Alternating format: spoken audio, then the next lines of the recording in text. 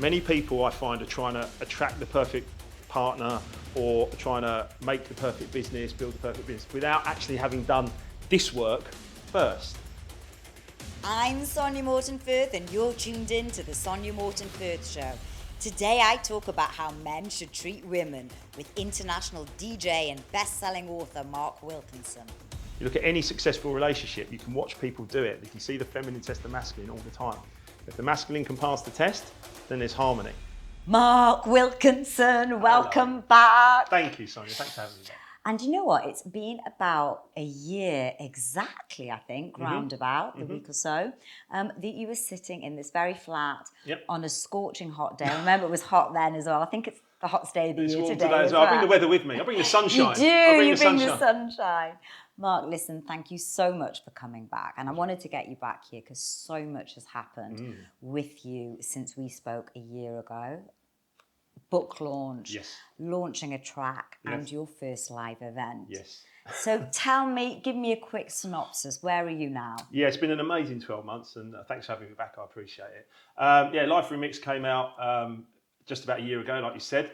It's always been my mission. I've had the idea for the book for 10 years prior to last year. I wanted to use my experiences to help people so they don't have to go through a crisis like I went through. I went through 2 deep crises of an incurable disease and bankruptcy. So I don't want people to go through that. So the mission for the book is go, here, look, these are all the ways all the things I've done in order to fix the problems that I went through. And it's resonating with people in a really, really big way. And the goal was always the live event. I think that was one thing that I said to you when we met a year ago. You know, it's one thing talking, and we can all talk, and people talk about the law of attraction and writing notes and putting it in their wallet, but it's another thing actually taking action, or I think what I said to you, it's walking the walk.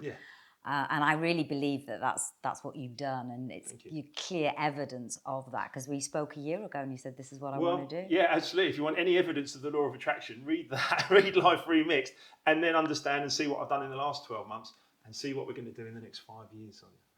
So, on that note, have you got another book in you? Oh yeah, I'm already nearly 20,000 words into my second book. And what's the main theme of the second book? Do you want a world exclusive of outside? My coaching clients already know. Do you want to know what the title is? Yeah, go on. Love Remix. Love Remix. I love that. Love Remix. It's about relationships. It's about every single relationship in your life, from the one with yourself, your intimate relationships, and then of course your family and your business and everything else. So this is a topic I really wanted to delve into because they do say the quality of your life is reflected by the quality of your relationships. Tell me a little bit about your relationships, Mark. I mean, we talked about your life story, the last interview, and I'd say if anyone hasn't seen that, please go back and watch it, because we talk in depth about how you went through this huge health learning curve, and you came through the other end, and now you're giving back. But what were your experiences in relationships? Yeah, so it wasn't. Yeah, exactly right. It wasn't just health it wasn't just health and money that I'd messed up. It was relationships. It was everything. I didn't have a very good relationship with my mother. My father had died when I was young, and although my mum clearly loved me and did everything that she possibly could for me, perhaps I wasn't receiving that in a very good way, and I wasn't the best son, and I've written all about that in detail in the book. But one of the things I realised was, first of all, I had to have a better self-image, right? I had to have a better love and total acceptance of this. Yeah, this is it. I'm just not going to be able to change very much about this, so I might be able to lose a little bit of weight off there or something, but I'm not going to be able to change hugely. So it's about accepting the body that I live in and enjoying that. So that was a start point. And then I just started to get more and more a better and better self-image, right? More comfortable with myself, more loving and accepting of myself. Louise Hay's book, You Can Heal Your Life, is an incredible book. And she says you've got to, stand in front of the mirror, possibly even naked, but just stand in front of the mirror and be like, well, this is it. You've got to love it and go with it. But I used to do it like when I was shaving, I'd be shaving, looking in my own eyes, going, Mark, you're a good man, you're doing good things, keep doing this energy. And my self-image began to change.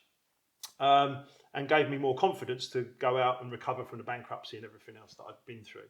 But certainly, I did the work on myself first. Many people I find are trying to attract the perfect partner or trying to make the perfect business, build the perfect business, without actually having done this work first.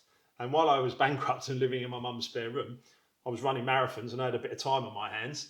So I just said, I've got nothing to lose, let's do it. So I got into self-love, not in an egotistical way, as in, aren't I brilliant, but actually in a just acceptance kind of vibration of I am a good guy, I've made some mistakes, but I can be better.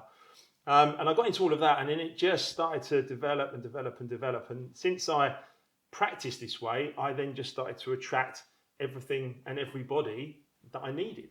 And it just came to me, better relationships came to me. I started dating again, and then I met an incredible woman, Emma, and we've been together for 9 years, married for 4. And the point of all of that is that it's not an accident. It's not like, aren't I lucky? I put myself in the right place, and then I just started to attract all the people to me that would help me on my mission. And before you met Emma, your previous relationships, because I think it's really interesting what you said, that working on yourself, you then attract people. But who were you attracting before then? Yeah, well, I wasn't the best bloke, right? I wasn't the best young man. So I was in nightclubs, I was drinking, I was partying, I was doing everything that goes along with that kind of lifestyle. And I attracted feminine partners that were doing that as well. And if you try and base any kind of intimate relationship around, falling into a physical relationship when you're drunk, it's not going to be good. It's not going to go well. It's not going to go well. I realised that I was making a lot of mistakes. One of the other things as well, actually, is that I also came to a realisation that I needed to fix that relationship with my mother before I could meet a woman and actually be comfortable with her. That's really interesting. Would you say that's mother or father, or in your case was it? Well, it was mother because father was gone, right? Gone, yeah. But mum certainly, and she, it wasn't her. She was doing everything the best way that she believed to do, but it was me. I had to fix my inner self and understand my relationship with her better. How did you do that? I'm really interested in that, because a lot of people, I think, focus on, to do the work is you have to focus on yourself, and part of that is, as you say, it's the relationships you've got that start at a very early age. Gratitude. I mean, I was bankrupt and I lost everything. And then if it wasn't for my mum and her spare room in a little house in Hampton Hill, I would have been homeless. So she helped you out. No matter what I'd done, no matter how bad I'd been and how ridiculous some of the things I'd got up to and travelling the world as an international DJ and doing all this stuff, no matter what I did, and I put her through a lot of pain, I know I did, and I'm not proud of it, I'm just saying, I put her through a lot of pain. At 39 years of age, she said, she actually lent me the money to go bankrupt. I don't know if you know that, but to go bankrupt, you have to pay £500. But, I chose to do that because I felt I didn't have any other options. But I rang my mum up in tears and she said, here's the money, come round tonight, here's the money, come back to the house, just, start again. And that was the first moment that I felt deep gratitude to her for everything that she'd done for me for the previous 39 years. Wow. And how long did that gratitude, was it just that moment, or did you continue? Okay. It's never ending. I got her to, I know the power of goal setting, which I've written about extensively in the book. I said to her, Mum, what do you want? Write down exactly what you want in the rest of your life, that you're going to be here on this physical plane with us. Tell me what you want, what you really, really want. And she said, I want to go to Wimbledon and watch the tennis. I want to go on ride a camel around the pyramids, and I want to go on a safari. I said, okay, leave that to me. And she goes to Wimbledon every single year now. She got to the women's final and all sorts of stuff. She rode a camel around the pyramids pre-COVID, and we're taking her on a safari in the next year or so. So look, but this is me giving back. The same thing. It's like, I just learned gratitude, and I knew I had to fix this relationship with my mother to be able to then move forward in a positive way with a new feminine partner. So how would you recognise if you're in the wrong relationship? Maybe a toxic relationship. Like if I'm thinking about your relationships in the past, and let's face it, we've all been there. And I think women, and I'm going to say women Of because course. I am a woman, Of course. we tend to like to say, oh, he's a narcissist. Yeah, I mean, so like, do I. I'm just hearing my friends, hearing probably what I've said at some point. Yeah. Oh, he's a narcissist. It's his fault. He was toxic for me. Mm-hmm. Is that all true? No. No disrespect, Is it? ladies. Yeah. No, I mean, look, we've all got our own take on it, right? Blame is for the weak, as far as I'm concerned. You know, if you start blaming other people, you're not taking full responsibility for yourself. Now, don't get me wrong, there's people out there with all kinds of mental health issues, and it's quite possible that some people may be in a narcissistic relationship, and obviously, you know, they have my sympathy, and if they need a coach, they need to reach out to me because I can help them with that.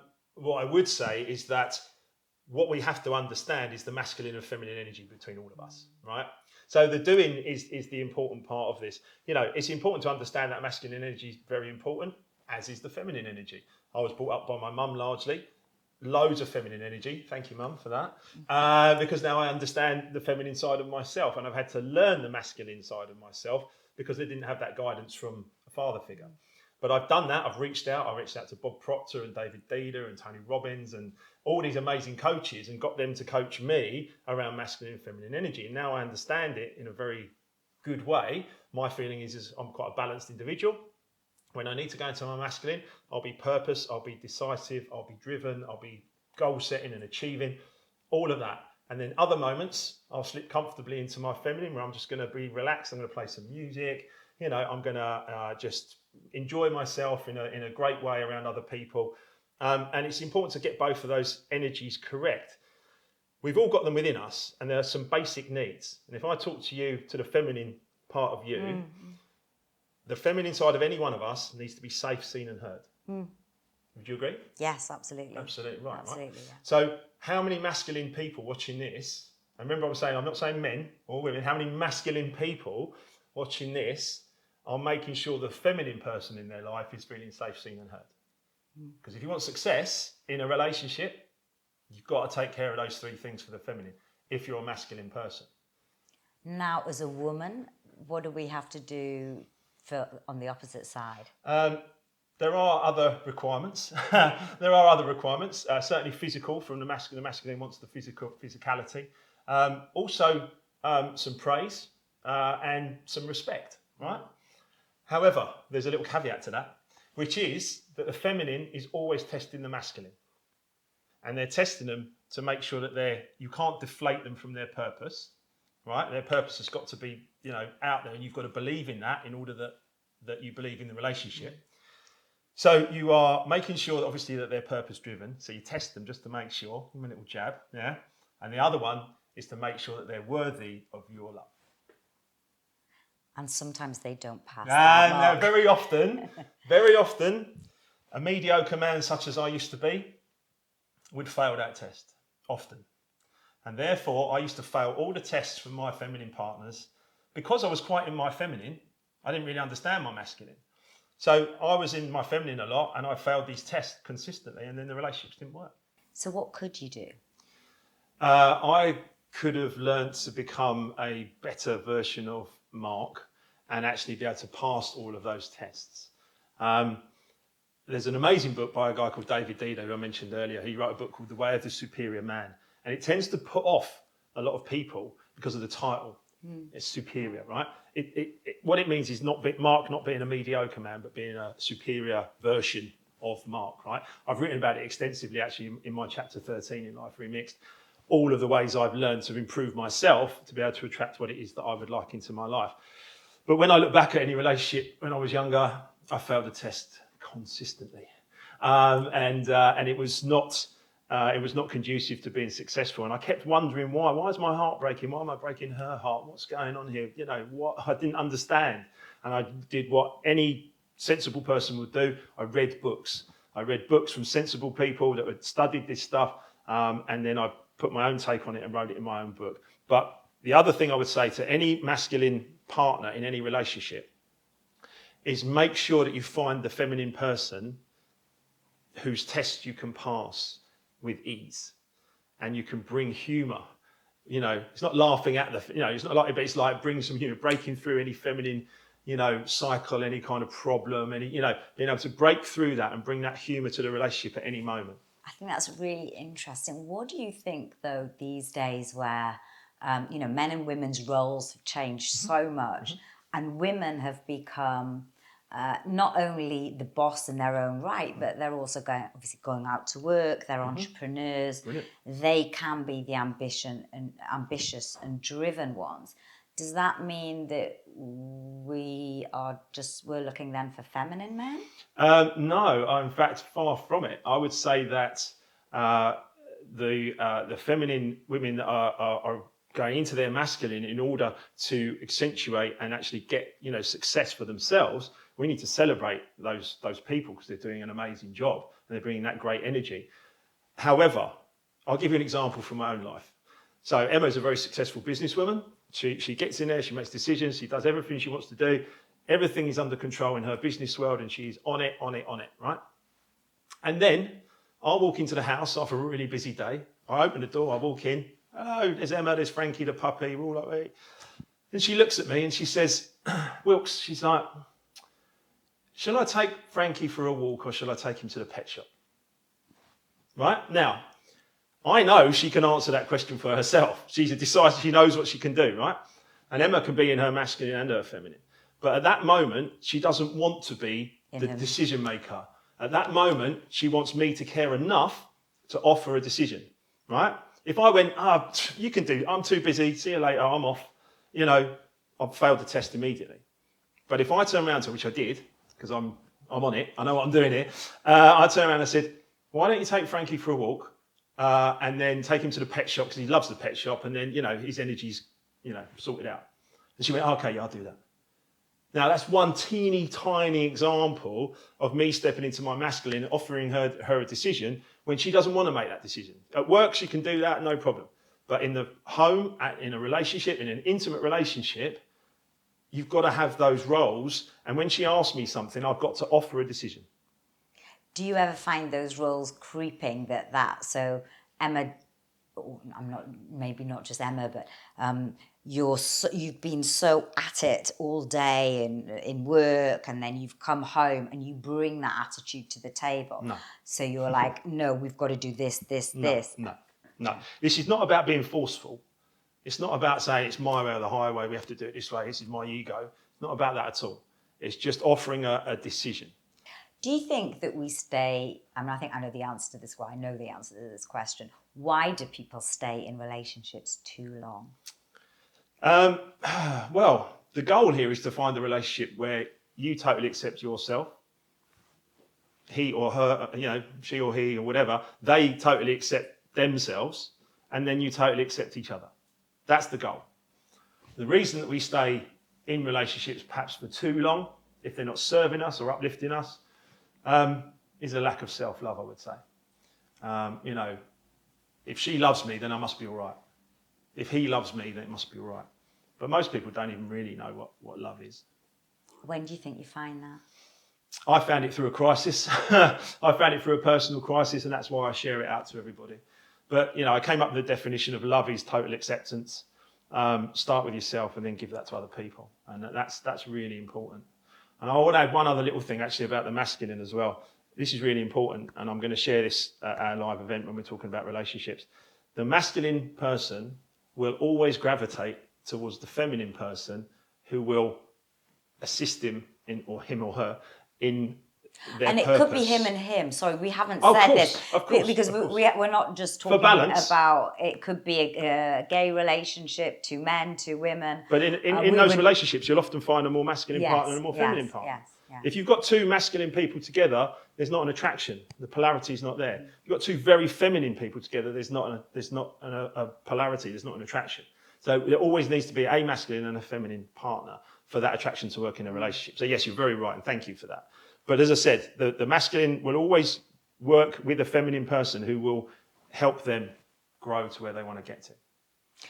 So, I find this fascinating, especially in today's era when there is so much divorce about, relationships are changing. There's a lot of pain, isn't there? We've gone the days where two people tend to stay together for the rest of their lives. I'm not saying it's wrong or right, but with all that said, relationships, I think, firstly can be absolutely amazing, but they can also be the hardest thing to craft. You must have, yes, you must be the right person going into the relationship, you know. So if you've had a string of unsuccessful ones, then you need to review yourself in order to be able to attract someone that's going to, you know, uplift you and move you forward. But in Think and Grow Rich by Napoleon Hill, he would say that that is one of the most important things, is to have a solid foundation. If you've got a solid foundation, your intimate relationship with someone, you're either living together or you're talking to each other all the time, it brings two people into, you know, intimate contact, even just living in the same property. It's so important to get that right. Many people that fail have got it wrong. We've just talked about intimate relationships, and I know in your event we're going to be talking about the wider topic of relationships. Let's just get to your event, because I'm quite excited. This is... Why are you excited? Well, I might be hosting it. Hey! But this is... We're talking about the 7th of May. Yes. We're going to be talking about relationships. We are. We're going to be talking about what can people expect from that day? What I would like from people, I mean, we've got 3 sessions. So the first session, the 11 a.m. onwards, is relationships. And that's about making sure that you've got a great relationship with yourself and then with everyone else around you. That when you're in harmony with everyone around you, you will succeed. But if you haven't got that right and the harmony isn't there, or there's any little backbiting or, you know, too much of it, you know, I said about the testing and the celebration, find, you know, someone that you can pass their tests, and you will have, you know, a solid foundation. You look at any successful relationship, you can watch people do it. You can see the feminine test the masculine all the time. If the masculine can pass the test, then there's harmony. If you have harmony in every single relationship in your life, you will start to be able to build up from there. So we're going to get that right first. Okay. So that's the first session. And then after lunch, we're going to do about the power of decisions and decisiveness, because the masculine energy is decisiveness and decisions. But you've got that, I've got that, we've all got that, everyone's got that. So we need to make sure that we make good decisions, because there's lots of people out there that are perhaps procrastinating for way too long before they actually do something. And then the last session of the day is all going to be about money, property, crowdfunding, investments, and getting people to understand that money's just an energy, and we get it by putting out good energy. That's how it comes back to us. Wow, this is really exciting. We're going to put the link into the event in the show notes below. Finally, Mark, and I can't believe we've run out of time, just as well we've got a whole day in the next couple of weeks. You've made such a lot of changes in a year since I've spoke to you. What do you really want to leave behind now? Well, I've got another 40 or 50 years of this, I think. And so the second book, it will be on its way. The third and fourth books are lined up in my mind. I've done the book covers, so they're there. They're on my vision board. I'm looking at those. I will continue to do this. You may, you know, people watching may have noticed recently that Bob Proctor passed away. He's one of my big mentors. I did a very emotional tribute to him on the morning after I found out that he had passed. I did that on my YouTube channel. I went through the 5 stages of grief very quickly inside about 18 hours. I just got to total acceptance as quickly as I could. But it was a very emotional moment. But it was, the universe is perfect, right? And everything works out. So he died, he passed, and we wish him well. 2 weeks later, I'm on stage doing Live Through Mix Live on February the 26th. You were there. It was such a special day. The energy was just beautiful. I'm getting goosebumps even thinking about it. It was amazing. And we're going to do it again on May the 7th. And you're going to bring your incredible energy to the stage. It's going to be a very, very special thing. You know, we've got goals here. You know, we want to take this. I would like to create something in the UK that is alongside what Bob Proctor has done in the world, you know, in North America and stuff like that, what Tony Robbins does. You know, that kind of vibe, because I believe in helping as many people as possible. I know you do as well. I love that. I think that's a great note to end. Thank you. Mark, I'm looking forward to the event. It's great to have you back. And yeah, thank you very much. Onwards and upwards. Hope you enjoyed the show. Remember, there's a new interview out every Monday. So hit subscribe and like, and you'll get it straight into your inbox.